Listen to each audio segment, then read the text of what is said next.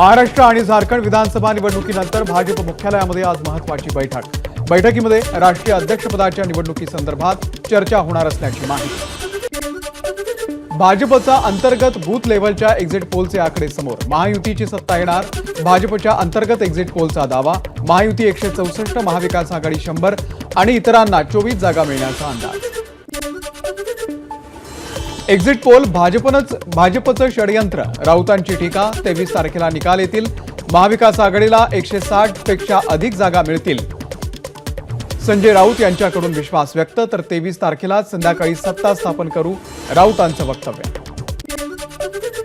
Exit poll manage असतात, ठाकरेंच्या सेनेच्या नेत्या प्रियंका चतुर्वेदी यांचा आरोप। एक्झिट पोलचा वापर शेअर मार्केटमध्ये केला जातोय, दुर्दैवी चतुर्वेदी यांचं हे वक्तव्य। महायुती हॅट्रिकची तयारी करते, महाविकास कामं आणि योजनांचा सरकारला फायदा होईल, शायना इन्सिनकडून विश्वास व्यक्त। काँग्रेसला जर नाना पटोलेंना मुख्यमंत्री करायचं असेल तर राहुल गांधी, सोनिया गांधींसह खरगेंनी या संदर्भात घोषणा करावी, संजय राऊतांचं वक्तव्य। मतदान प्रक्रिया पार पडल्यानंतर आज महाविकास आघाडीच्या नेत्यांची बैठक। निकालाच्या अनुषंगानं महत्त्वाच्या विषयावरती होणार चर्चा।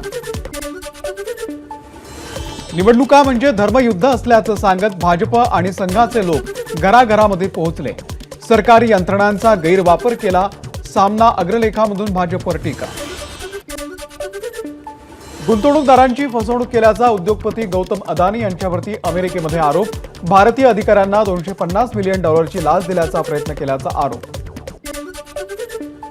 अदानी समूहाच्या शेअर्समध्ये मोठी घसरण, अदानी समूहाचे शेअर्स 10% कोसळले। अदानी ग्रीन एनर्जीचे शेअर 17.5% कोसळले। गौतम अदानीवरती झालेल्या गंभीर आरोपांचा आता शेअर मार्केटवरही परिणाम। अदानींमुळे देश बदनाम झालाय, ही शर्मेची बाब, संजय राऊत यांचा हल्लाबोल। शिंदे फडणवीसांना हाताशी धरून अदानींनी भ्रष्टाचार केलाय, राऊतांचा आरोप। हसन मुश्रीफ यांनी शड्डू ठोकत उडवली कॉलर। कागल विधानसभा मतदारसंघात 81.72% मतदान। कागलच्या गैबी चौकामध्ये मुश्रीफ समर्थकांचा जल्लोष। काल मतदान प्रक्रिया पार पडल्यानंतर आज कसब्यामधील भाजपचे उमेदवार हेमंत रासने यांनी घेतली मिसळ खाण्याचा आनंद। मंडईतल्या मिसळ हाऊसमध्ये रासनेंनी मारला मिसळवरती ताप। कोथरूड विधानसभा मतदारसंघात निकालाच्या आधीच चंद्रकांत पाटील यांच्या समर्थकांकडून बॅनरबाजी। पाषाण परिसरात ऋतिक उर्फ बंटी जगताप यांनी लावले विजयाचे बॅनर।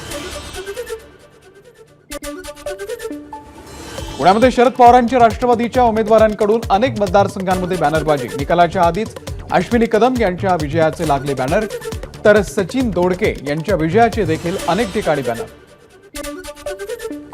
संभाजीनगरच्या आंबेडकर नगर भागामध्ये भाजपकडून मतदारांना पैसे वाटप। एमआयएमचे नेते इम्तियाज जलील यांच्याकडून व्हिडिओ पोस्ट करत आरोप।